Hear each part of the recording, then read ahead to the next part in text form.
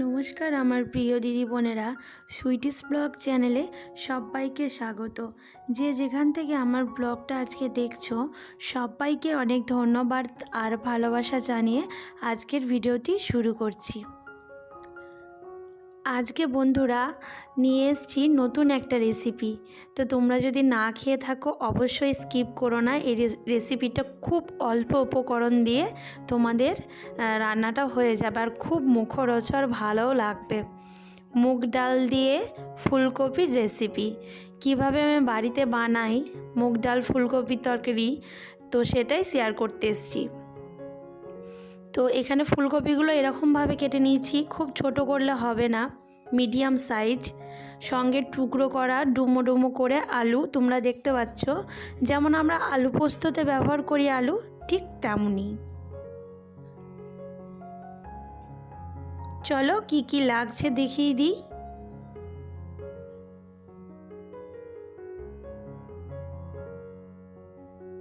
এখানে আমি ডালটা মেপে নিচ্ছি এরকম একটা ছোট্ট কাপ দিয়ে। তো এই 1 কাপ দিলাম আর দেব হাফ কাপ পরিমাণে। তোমরা তোমাদের সবজি অনুযায়ী ডালটা ব্যবহার করবে এখানে। তো এটা হচ্ছে মুগ ডাল। তো আমি এখানে 1.5 কাপ পরিমাণে ডাল নেব, কারণ আমার সবজি অনুযায়ী আমি ডালটা ব্যবহার করব। তোমাদের যদি সবজি ফুলকপি আলু যদি একটু বেশি থাকে তাহলে তোমরা 2 কাপ ইউজ করতে পারো ডাল। তো সঙ্গে নিচ্ছি সর্ষের তেল, লবণ। সর্ষের তেলেই রান্নাটা করতে হবে, সাদা তেল ব্যবহার করা যাবে না। আর লাগছে ঘি। তো আমি কোনো হলুদ ইউজ করব না রান্নাটায়, তোমরা দেখতে থাকো, আশা করছি ভালো লাগবে। চলো তাহলে রেসিপিটা শেয়ার করি। কড়াই তো গরম হয়ে গেছে, এখন দিয়ে দিচ্ছি সর্ষের তেল। তেলটাকে আমি ভালোভাবে গরম হতে দেব।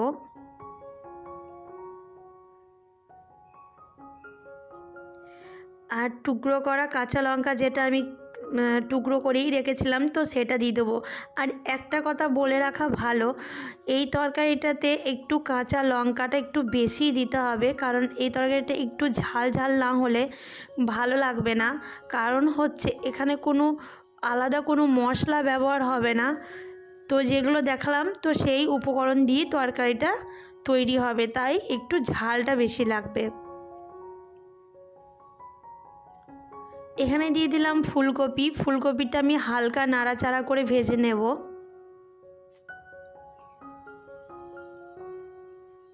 বেশ খানিকটা তেল দিতে হবে, মানে এই পর্যায়ে বেশ খানিকটাই তেল দেওয়ার দরকার, কারণ যেহেতু আমি ফুলকপি আর আলু দুটো একই সঙ্গে ভাজবো।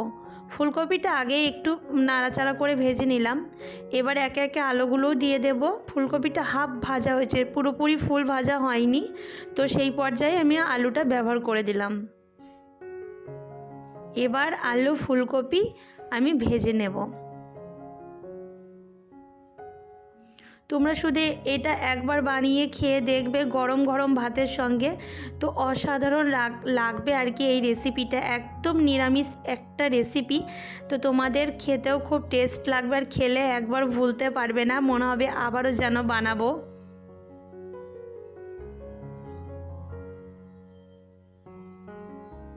তো আমি একটু নাড়াচাড়া করে লবণ মিশিয়ে দিচ্ছি। তোমরা যেমন লবণ খাও সেই হিসাবেই লবণটা দেবে। আর এই টাইমে লবণটা দিলে এই যে ফুলকপি থেকে আলু থেকে একটু পরিমাণে আর কি জল বেরোবে, তো জলটাতেই সেদ্ধ হয়ে যাবে আলু আর ফুলকপিটা। তোমরা দেখতে থাকো, আমি দেখাচ্ছি, দেখো কেমন জল বেরোচ্ছে। এই যে দেখতে পাচ্ছ জল বেরিয়ে গেছে। আর আমরা জানি সবজি ভাজার সময় যদি একটু লবণ ইউজ করি তো সবজিটা খুব তাড়াতাড়ি নরম হয়ে যায়, ভাজা হয়ে যায়। আর সবজি থেকে যে জল বেরোয় তার মধ্যে থেকেই সবজিটা সিদ্ধ হয়ে যায়। এখন আমি ঢাকা দিয়ে দেব। তো ঢাকা দিয়ে হতে থাক, ওইদিকে একটু নরম আর এদিকে আমি কিছু কাজ গুছিয়ে নেব। যেমন ধরো ডালটা আমি একটু ভিজিয়ে রাখবো ধুয়ে, কারণ এই যে কেনা ডালগুলো আমরা ব্যবহার করি এই ডালে কিন্তু অনেকটাই নোংরা থাকে।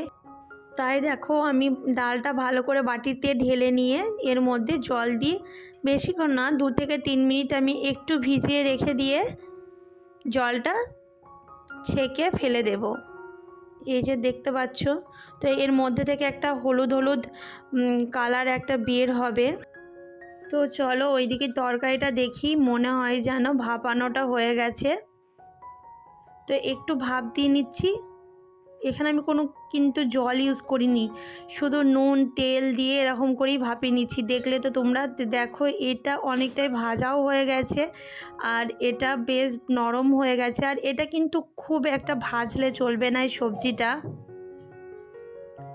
তো এই টাইমটাই যখন সবজিটা একটু নরম নরম হয়ে যাবে তখনই আমি ডালটা ব্যবহার করব, ধুয়ে রাখার যে মুগ ডালটা ছিল, তো সেই ডালটাই আমি ইউজ করব এখানে। কিন্তু এটা খেয়াল রাখতে হবে যেন কড়াইয়ের মধ্যে একটু তেল থাকে, না হলে মানে ডালটা ভাজা হবে না। মুগ ডালটা একটু ভেজে নিতে হবে আর কি। যদি তোমাদের তেলটা শুকিয়ে যায় তো তোমরা এই টাইমটা একটু তেল ব্যবহার করে নিতে পারো। আমার তেল ছিল, তার জন্যই আগে থেকে প্রথমেই যখন আলু আর ফুলকপিটা তেলে দেওয়া হয়েছিল সেই টাইমটায় তেলটা একটু বেশি ব্যবহার করতে হয়। আর এবার আমি মুগ ডালটা বেশ ভালোভাবে ভেজে নেবো, ততক্ষণই ভাজবো যতক্ষণ না একটা মুগ ডাল থেকে সেন্ট না বেরোচ্ছে।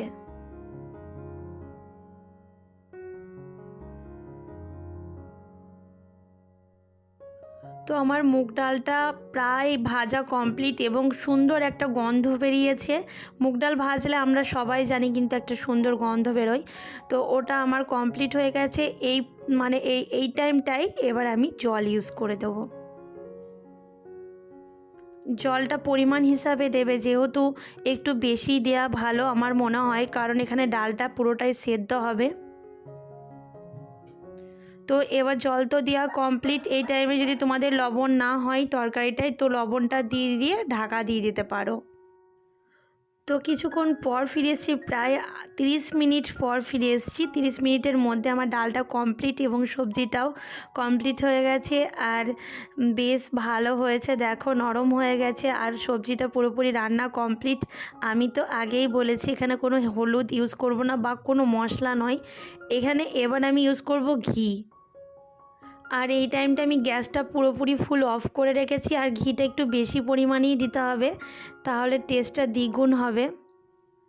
রান্নাটা পুরো কমপ্লিট আমরা, দেখো পুরো রান্নাটা আর বেশি ঝোল করলে হবে না, একটু ডাল ডাল থাকবে, তোমরা দেখতে পাচ্ছ। চলো তাহলে রান্নাটা আমি সম্পূর্ণ নামিয়ে নিই, তারপর তোমাদেরকে দেখাচ্ছি যে কেমন হলো।